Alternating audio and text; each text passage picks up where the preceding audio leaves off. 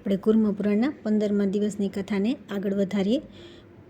પૂરી વારાણસી મારું પરમ ગુહ્યતમ ક્ષેત્ર છે. આ પૂરી બધા પ્રાણીઓને સંસાર સાગરથી પાર ઉતારનારી છે. મહાદેવી અહીં મારા વ્રતને ધારણ કરનારા ભક્ત તથા શ્રેષ્ઠ નિયમનો આશ્રય ગ્રહણ કરવાવાળા મહાત્મા નિવાસ કરે છે. આ મારું અવિમુક્ત કાશી ક્ષેત્ર છે. બધા તીર્થોમાં ઉત્તમ, બધા સ્થાનોમાં શ્રેષ્ઠ અને બધા જ્ઞાનોમાં ઉત્તમ જ્ઞાનરૂપ છે.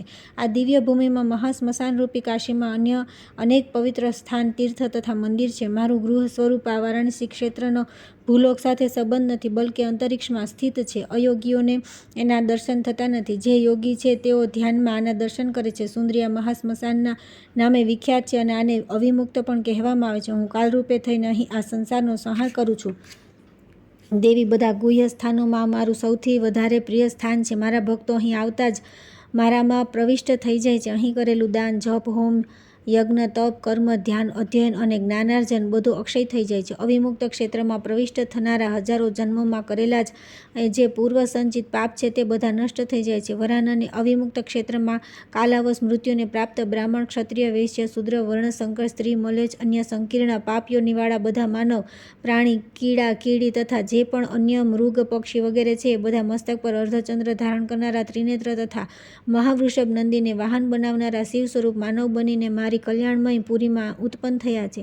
અવિમુક્ત ક્ષેત્રમાં મૃત્યુ પામનારા કોઈ પણ પાપી નરકમાં જતો નથી. ઈશ્વરની કૃપાપાત્ર તે બધા પરમ ગતિને પ્રાપ્ત કરે છે. મોક્ષને અત્યંત દુર્લભ અને સંસારને અત્યંત ભીષણ માનીને પથ્થર દ્વારા પગ તોડીને મનુષ્ય વારાણસીમાં નિવાસ કરવો જોઈએ. પરમેશ્વરી તપસ્યાથી પવિત્ર થયેલા પ્રાણીને માટે પણ ગમે ત્યાં મૃત્યુ પામનારને સંસારથી મુક્ત કરવાવાળી ગતિ દુર્લભ હોય છે. શૈલપુત્રી, મારા અનુગ્રહથી અહીં તે પ્રાપ્ત થઈ જાય છે. મારી માયાથી વિમોહિત અજ્ઞાની લોકો આ તત્વને જાણતા નથી. અજ્ઞાનથી આવૃત મૂઢ લોકો અવિમુક્ત ક્ષેત્રનું સેવન કરતા નથી. તેઓ મૂળ, મૂત્ર અને રજોવીર્યથી યુક્ત નરકની વચ્ચે વારંવાર નિવાસ કરે છે. સેંકડો વિઘ્નો આવવા છતાં જે વિદ્વાન વારાણસીમાં નિવાસ કરે છે તેઓ તે પરમ સ્થાનને પ્રાપ્ત કરે છે જ્યાં ગયા પછી શોક કરવો પડતો નથી. જન્મ, મૃત્યુ અને જરારહિત થઈને શિવના શ્રેષ્ઠ નિવાસસ્થાને પ્રાપ્ત કરે છે. પુનઃ મૃત્યુને પ્રાપ્ત ન કરનારા મોક્ષાર્થીઓને તે સદગતિ થાય છે જેને પ્રાપ્ત કરીને પંડિતો કૃતકૃત્ય માને છે. અવિમુક્ત ક્ષેત્રમાં જો ઉત્કૃષ્ટ ગતિ પ્રાપ્ત થાય છે તે ન દાનથી, ન વિધિથી, ન તપોથી, ન યજ્ઞોથી અને ન વિદ્યા દ્વારા પણ પ્રાપ્ત કરી શકાય છે. વિદ્વાનોનું આ કહેવું છે. અનેક બ્રાહ્મણ અને વગેરે વર્ણવાળા મનુષ્ય, વર્ણ રહિત ચાંડાલ વગેરે ધૃણિત વ્યક્તિઓ તથા જે પાપો તથા વિશિષ્ટ પાપોથી યુક્ત શરીરવાળા છે તેમના માટે અવિમુક્ત ક્ષેત્ર વારાણસીનું સેવન પરમ ઔષધિ છે. અવિમુક્ત પરમ જ્ઞાન જ છે. અવિમુક્ત પરમ પદ છે. અવિમુક્ત પરમ તત્વ છે અને અવિમુક્ત ક્ષેત્ર પરમ કલ્યાણ છે. નૈષ્ઠિકી દીક્ષા ગ્રહણ કરીને જે અવિમુક્તમાં નિવાસ કરે છે તેમને હું શ્રેષ્ઠ જ્ઞાન અને અંતમાં પરમ પદ આપું છું. પ્રયાગ, પુણ્યપ્રદ, નૈમિષારણ્ય, મહાલય, શ્રી શૈલ, કેદાર, ભદ્રકર્ણ, ગયા, પુષ્કર, કુરુક્ષેત્ર, રુદ્રકોટી, નર્મદા, અમરાતાકેશ્વર, શાલિગ્રામ, કુબ્જાગ્રમ, શ્રેષ્ઠ, કોકામુખ, પ્રભાસ, વિજયાસાન, ગોકર્ણ અને ભદ્રકર્ણ આ બધા પવિત્ર તીર્થ ત્રણેય વિખ્યાત છે. પરંતુ જે રીતે વારાણસીમાં મૃત્યુ પામનારા વ્યક્તિઓને પરમ મોક્ષ પ્રાપ્ત થાય છે તેઓ અન્યત્ર પ્રાપ્ત થતો નથી. વારાણસીમાં પ્રવિષ્ટ ત્રિપથગામિની સ્વર્ગ, પાતાળ અને ભૂલોક આ ત્રણ પ્રમાણે સ્થાનોમાં પ્રવાહિત થનારી ગંગા સેંકડો જન્મોના પાપોને નષ્ટ કરવામાં પોતાનું વિશિષ્ટ સ્થાન ધરાવે છે. ગંગા શ્રાદ્ધ, દાન, તપ, જપ તથા વ્રત વારાણસીમાં બધું સુલભ છે પરંતુ અન્યત્ર દુર્લભ છે. વારાણસીમાં સ્થિત મનુષ્ય આવું જ્ઞાન અતિ અલ્પ પરિશ્રમથી પ્રાપ્ત કરી લે છે. જેના સહારે વાયુભક્ષી થઈને નિત્ય હવન કરે છે, યજ્ઞ કરે છે, દાન કરે છે અથવા દેવતાઓની પૂજા કરે છે. મનુષ્ય પાપી હોય, સઠ હોય અથવા અધાર્મિક હોય તો પણ વારાણસી પહોંચીને પોતાના સંસર્ગમાં રહેનારા તમામને પવિત્ર કરી દે છે. વારાણસીમાં જે મહાદેવની સ્તુતિ કરે છે, અર્ચના કરે છે તેમને બધા પાપોથી મુક્ત ગણેશ્વર માનવા જોઈએ. બીજા સ્થાનમાં યોગ, જ્ઞાન, સંન્યાસ અથવા અન્ય ઉપાયોથી હજારો જન્મોમાં તે પરમપદ મોક્ષ પ્રાપ્ત થાય છે. પરંતુ દેવેશ શંકરના જે ભક્ત વારાણસીમાં નિવાસ કરે છે તેઓ એક જન્મમાં પરમપદ મોક્ષ પ્રાપ્ત કરી લે છે. જ્યાં એક જ જન્મમાં યોગ, જ્ઞાન તથા મુક્તિ મળી જાય છે તે અવિમુક્ત ક્ષેત્રમાં ગયા પછી બીજા કોઈ તપોવનમાં જવું ન જોઈએ. કેમ કે હું વારાણસી ક્ષેત્ર કદી છોડતો નથી. તેનાથી તે અવિમુક્ત ક્ષેત્ર કહેવાય છે. આ જ ગુહ્યોમાં અત્યંત ગુહ્ય. આને જાણીને મનુષ્ય મુક્ત થઈ જાય છે. હે શુભ્રુ, જ્ઞાન અને અજ્ઞાનમાં નિરત તથા પરમાનંદની ઈચ્છા કરવાવાળાઓની જે ગતિ બતલાવી છે તે અવિમુક્તમાં મરનારાઓને પ્રાપ્ત થાય છે. અવિમુક્ત રૂપી દેહમાં જે ક્ષેત્રોનું વર્ણન થયું છે તે બધા ક્ષેત્રોમાં વારાણસીપુરી વધારે શુભ છે.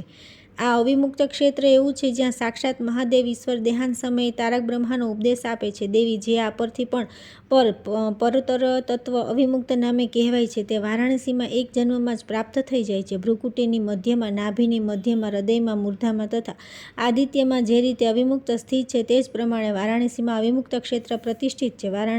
વરુણા અને આસીની વચ્ચે વારાણસીપુરી છે. ત્યાં અવિમુક્ત નામક નિત્ય તત્વ સ્થિત છે, જ્યાં નારાયણ દેવ અને મહાદેવ દિવેશ્વર સુરલોકના અધિપતિ સ્થિત છે. તે વારાણસીથી શ્રેષ્ઠ સ્થાન ન કોઈ થયું છે, ન કોઈ છે અને ન થશે. ત્યાં ગંધર્વો, યક્ષો, નાગો તથા રાક્ષસો સહિત બધા દેવતા, મુજ દેવાધિદેવ પિતામહની સતત ઉપાસના કરે છે. જે મહાપાપી અને તેમનાથી પણ વધારે પાપ કરનારા છે તેઓ વારાણસી જઈને પરમ ગતિ પ્રાપ્ત કરે છે. તેથી મોક્ષાર્થીએ મૃત્યુ પર્યંત વારાણસીમાં અવશ્ય નિવાસ કરવો જોઈએ. વારાણસીમાં મહાદેવથી જ્ઞાન પ્રાપ્ત કરીને મનુષ્ય મુક્ત થઈ જાય છે, પરંતુ પાપથી હારેલા ચિત્તવાળાઓને વિઘ્ન આવે છે. તેથી શરીર, મન અને વાણીથી પાપ કરવું નહીં. સુવ્રતો, ઉત્તમ વ્રતોનું પાલન કરનારા આ વેદ અને પુરાણોનું રહસ્ય છે. અવિમુક્ત વિશેના જ્ઞાનને કોઈ તત્વતઃ જાણતું નથી. મહાદેવે દેવતાઓ, ઋષિઓ તથા પરમેષ્ઠીઓની સમક્ષ દેવી પાર્વતીને બધા પાપોથી વિનષ્ટ કરનારા આ જ્ઞાનને કહ્યું હતું. જે પ્રમાણે દેવતાઓમાં પુરુષોત્તમ નારાયણ શ્રેષ્ઠ છે, તે પ્રમાણે ઈશ્વરો ગિરિ શ્રેષ્ઠ છે, તે જ પ્રમાણે બધા સ્થાનોમાં અવિમુક્ત ક્ષેત્ર શ્રેષ્ઠ છે. જેમણે પૂર્વજન્મમાં રુદ્રની ઉપાસના કરી છે તે જ પરમપદ અવિમુક્ત ક્ષેત્રમાં શિવના નિવાસસ્થાને પ્રાપ્ત કરે છે.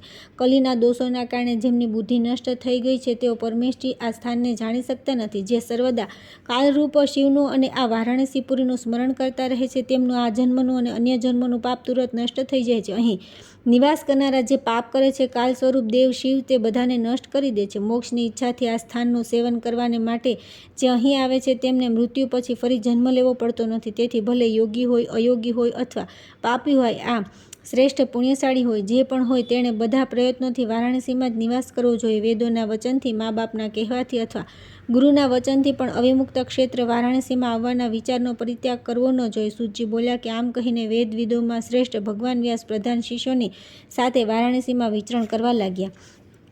ત્યાર પછી આવે છે 30મો અધ્યાય. વારાણસીના ઓમકારેશ્વર અને કૃતાવાસેશ્વર લિંગોનું મહાત્મ્ય. શંકરના કૃતિવસા નામનું વૃત્તાંત. સૂતજી બોલ્યા કે શિષ્યોથી ઘેરાયેલા તે બુદ્ધિમાન ગુરુ દ્વૈપાયન મુનિ મુક્તિ પ્રદાન કરનારા વિશાળ ઓમકારની લિંગની સમીપ ગયા. શિષ્યોની સાથે મહામુનિએ ત્યાં મહાદેવની સારી રીતે પૂજા કરી. પવિત્ર આત્માવાળા મુનિઓને તે ઓમકાર લિંગનું મહાત્મ્ય કહ્યું. ઓમકાર નામક આ લિંગ પવિત્ર અને સુંદર છે. એના સ્મરણ માત્રથી બધા પાપોથી મુક્તિ મળી જાય છે. વારાણસીમાં વિદ્વાનો દ્વારા મુક્તિ પ્રદાન કરવાવાળા અતિશય શ્રેષ્ઠ જ્ઞાનરૂપ ઉત્તમ પંચાયતનની નિત્ય પૂજા કરવામાં આવે છે. અહીં પ્રાણીઓને મોક્ષ આપનારા સાક્ષાત મહાદેવ ભગવાન રુદ્ર પંચાયતન શરીર ધારણ કરીને રમણ કરતા રહે છે. જે તે પાશુપાત જ્ઞાન પાશ્ચાત શબ્દ દ્વારા કહેવાય છે તે જ જ્ઞાન આ પવિત્ર લિંગના રૂપમાં ઓમકારમાં સ્થિત છે. અતિતા, શાંતિ, ઉત્કૃષ્ટવાળી વિદ્યા, પ્રતિષ્ઠા અને નિવૃત્તિ, આ જ 5 અર્થોના માટે એમના પ્રતિનિધિ રૂપે મહાદેવનું ઓમકાર લિંગ પ્રતિષ્ઠિત છે. બ્રહ્મા વગેરે 5 દેવોના પણ નિત્ય આશ્રયરૂપ આ જ ઓમકાર બોધક લિંગ પંચાયતન કહેવાય છે. અવિનાશી પંચાયતન રૂપ ઈશ્વરીય લિંગનું સ્મરણ કરવું જોઈએ. આમ કરવાથી મનુષ્ય દેહાંત પછી આનંદ સ્વરૂપ પરમ જ્યોતિમાં પ્રવેશ કરે છે. પૂર્વકાળમાં દેવર્ષિઓ, બ્રહ્મર્ષિઓ તથા સિદ્ધોએ અહીં ભગવાન ઈશાની ઉપાસના કરી પરમપદને પ્રાપ્ત કર્યું હતું.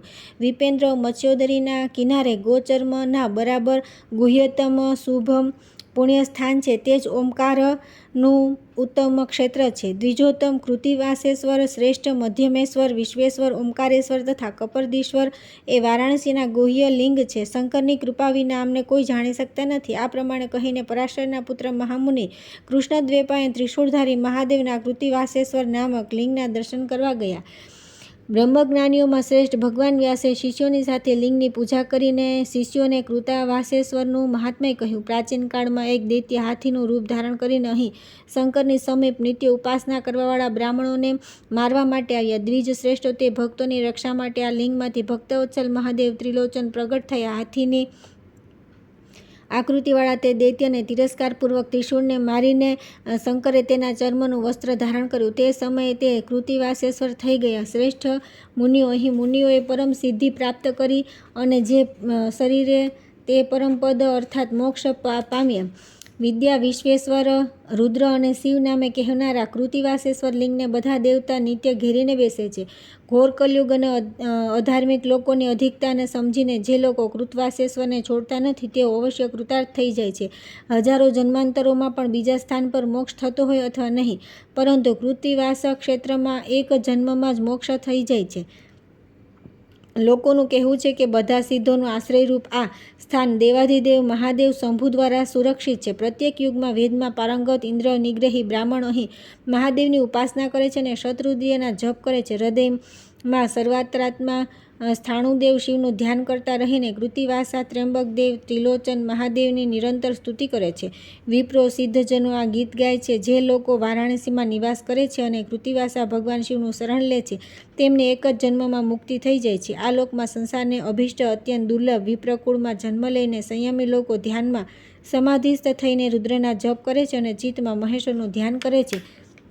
વારાણસીમાં નિવાસ કરનારા શ્રેષ્ઠ મુનિઓ પ્રભુ શંકરની આરાધના કરે છે. અનાસક્ત ભાવે યજ્ઞો દ્વારા તેમનું યજન કરે છે. રુદ્રરૂપમાં તેમની સ્તુતિ કરે છે અને શંભુરૂપમાં તેમને પ્રણામ કરે છે. વિશુદ્ધ યોગના આશ્રયરૂપ ભગવાનને નમસ્કાર છે. હું સ્થાણુ પુરાણ ગિરીશનું શરણ ગ્રહણ કરું છું. હૃદયમાં સ્થિત રુદ્રનું સ્મરણ કરું છું અને મહાદેવને અનેક રૂપમાં સ્થિત માનું છું.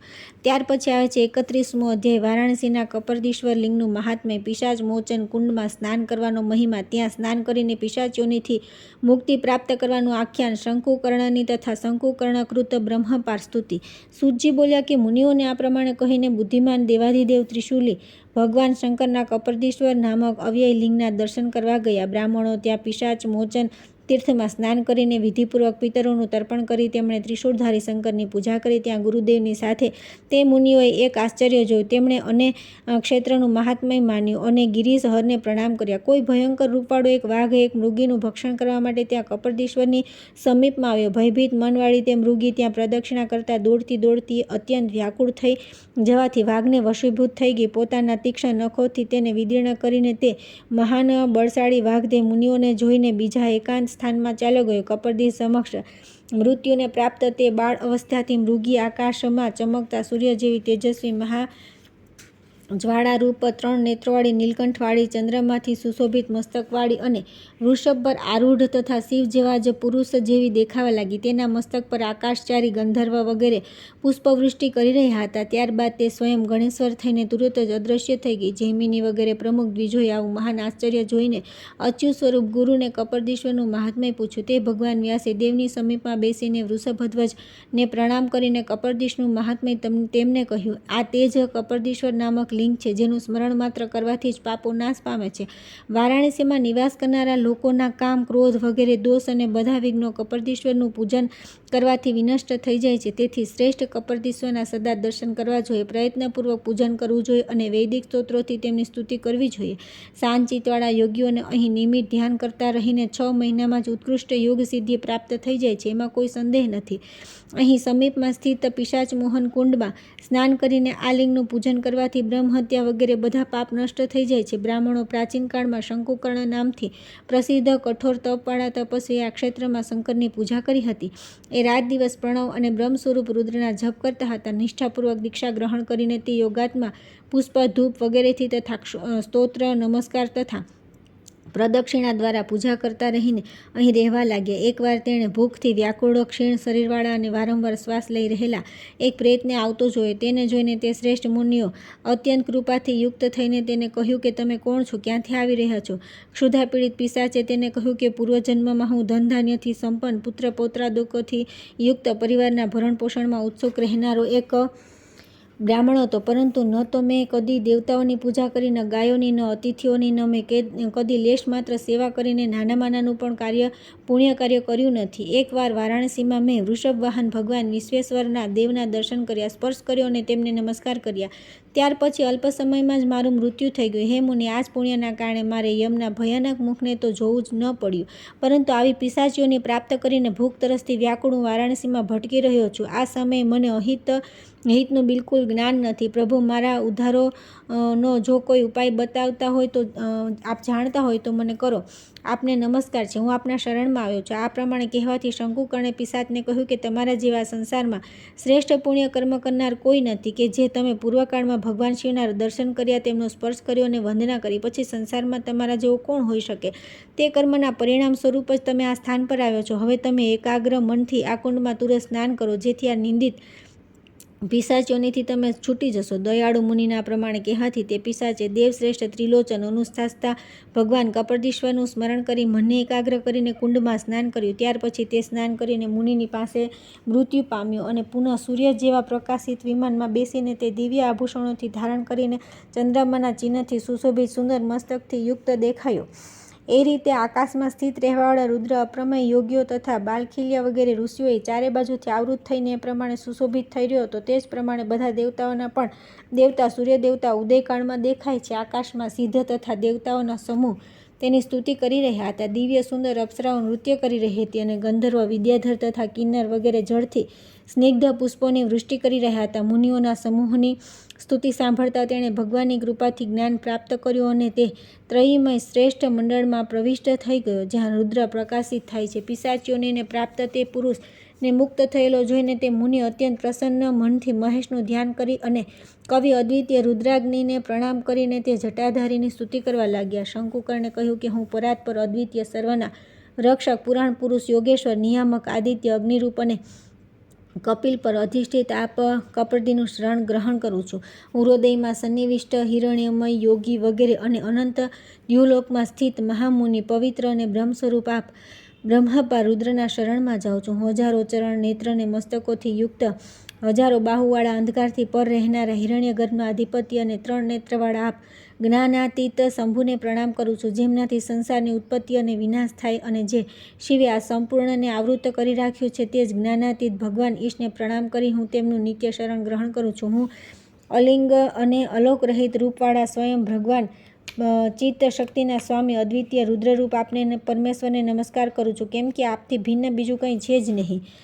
સબીજ યોગનો ત્યાગ કરનારા પરમાર્થભૂત યોગીજન નિર્વિકલ્પ સમાધિ દ્વારા આપના જે રૂપના દર્શન કરે છે, હું આપના તે જ સ્વરૂપને નિત્ય પ્રણામ કરું છું, જેમાં ન કોઈ નામ તથા રૂપ વગેરે વિશેષની કોઈ કલ્પના અને જેમનું ન કોઈ સ્વરૂપ દેખાય છે. પ્રણામપૂર્વક હું તે બ્રહ્મપાર સ્વયંભૂના શરણમાં જાઉં છું. વૈદિક સિદ્ધાંતના અનુગામી આપના જે સ્વરૂપને વિદેહ બ્રહ્મ વિજ્ઞાનમય અભેદ રૂપ અનેક પ્રકારોથી જાણે છે, આપના તે બ્રહ્મપાર સ્વરૂપને હું નિત્ય પ્રણામ કરું છું, જેના પ્રધાન અને પુરાણ પુરુષ વિવર્ત છે તથા દેવતા જેને પ્રણામ કરે છે. તે જ્યોતિમાં પ્રવેશેલા જ્યોતિર્મય આપના બૃહદ કાલ સ્વરૂપને હું નમસ્કાર કરું છું. હું સનાતન ગૃહેશની શરણમાં જાઉં છું. હું સ્થાણુ ગિરીશ પુરારીનો શરણાગત છું. હું ચંદ્રમૌલ હર શિવનું શરણ ગ્રહણ કરું છું. હું પિનાકધારી આપના શરણમાં જાઉં છું. આ પ્રમાણે ભગવાન કપર્દીની સ્તુતિ કરીને શ્રેષ્ઠ ઓમકારનું ઉચ્ચારણ કરતા રહીને તે શંકુકર્ણ દંડવત ભૂમિ પર પડી ગયા. તે જ સમયે જ્ઞાન અને આનંદ સ્વરૂપ અદ્વિતીય કરોડો પ્રલયકાલીન અગ્નિ સમાન શિવાત્મક શ્રેષ્ઠ લિંગ પ્રાદુર્ભૂત થયું. ત્યારે મુક્તાત્મા તાદાત્મય સ્વરૂપ સર્વવ્યાપી વિશુદ્ધ થયેલા તે શંકુકર્ણ નિર્મલ લિંગમાં વિલીન થઈ ગયા. આ એક અદ્ભુત જેવી વાત થઈ. આ મેં તમને કપર્દીનું રહસ્ય તથા મહાત્મ્ય કહ્યું. આને કોઈ જાણતું નથી. વિદ્વાન પણ આ વિષયમાં અજ્ઞાનથી મોહિત થઈ જાય છે. જે ભક્ત પાપનાશક આ કથા નિત્ય સાંભળે છે, તે પાપથી વિમુક્ત શુદ્ધાત્મા થઈને રુદ્રની સમીપતાને પ્રાપ્ત કરે છે. અને જે મનુષ્ય નિત્ય પ્રાતઃ તથા મધ્યાહ્ન કાળમાં શુદ્ધતાપૂર્વક બ્રહ્મપાર નામક મહાન સ્તુતિનો પાઠ કરશે, તે પરમ યોગની પ્રાપ્તિ કરી લેશે. હું અહીં નિત્ય નિવાસ કરીશ. દેવ કપર્દીના દર્શન કરીશ અને ત્રિશૂળધારી દેવની નિરંતર પૂજા કરતો રહીશ. આમ કહીને શિષ્યોની સાથે મહામુનિ વ્યાસે કપર્દીની પૂજા કરતા રહીને ત્યાં જ નિવાસ કર્યો. ત્યાર પછી આવે છે 32મો અધ્યાય. વ્યાસજી દ્વારા વારાણસીના મધ્યમેશ્વર મહાદેવ તથા મંદાકિનીના મહિમાનું વર્ણન. સૂતજી બોલ્યા કે ત્યાં કપર્દીસની સમીપમાં ઘણા વર્ષો સુધી નિવાસ કરી ભગવાન પ્રભુ વેદવ્યાસ પુનઃ મધ્યમેશ્વર લિંગના દર્શન કરવા ગયા. ત્યાં ઋષિઓ દ્વારા સેવિત સ્વચ્છ જળવાળી પવિત્ર મંદાકિની નામક નદીના દર્શન કરીને મુનિ પ્રસન્ન થઈ ગયા. તેને જોઈને પવિત્ર આત્મભાવવાળા તથા સ્નાનના વિધાનને જાણવાવાળા દ્વૈપાયન પ્રભુએ મુનિઓની સાથે સ્નાન કર્યું. વિધિપૂર્વક દેવતાઓ, ઋષિઓ તથા પિતરોનું તર્પણ કર્યું અને નાના પ્રકારના પુષ્પો દ્વારા સંસારના આદિકારણ ભવની પૂજા કરી. પ્રમુખ શિષ્યોની સાથે સત્યવતી પુત્રે વ્યાસે તે ક્ષેત્રમાં પ્રવેશ કરી ત્રિશૂળધારી ઈશાન મધ્યમેશ્વરનું પૂજન કર્યું. ત્યારબાદ સંપૂર્ણ શરીરમાં ભસ્મ ધારણ કરેલા શાંત પાશુપાત લોકો અર્થાત પશુપતિના ભક્તો પાશુપાત ઈશ્વર મધ્યમેશ્વર રુદ્રના દર્શન કરવા આવ્યા. તેમનું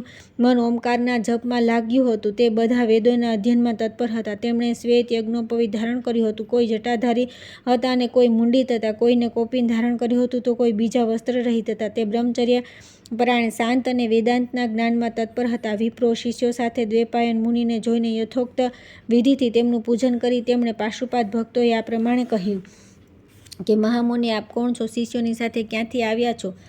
ત્યારે પેલ વગેરે વ્યાસ શિષ્યએ તે ઋષિઓને કહ્યું કે આ સત્યવતીના પુત્ર કૃષ્ણ દ્વૈપાયન વ્યાસ મુનિ છે. સ્વયં ઋષિકેશ છે, જેમણે વેદોનું વિભાજન કર્યું. પિનાકધારી સાક્ષાત પ્રભુ મહાદેવ જ પોતાના અંશથી આમના શુક નામક પુત્ર થયા. તેઓ સર્વભાવોથી પરમ ભક્તિ દ્વારા સાક્ષાત મહાદેવ શંકરના શરણાગત થયા છે અને જેમને ઈશ્વર સાથે સંબંધ પરમ જ્ઞાન ઉપલબ્ધ છે.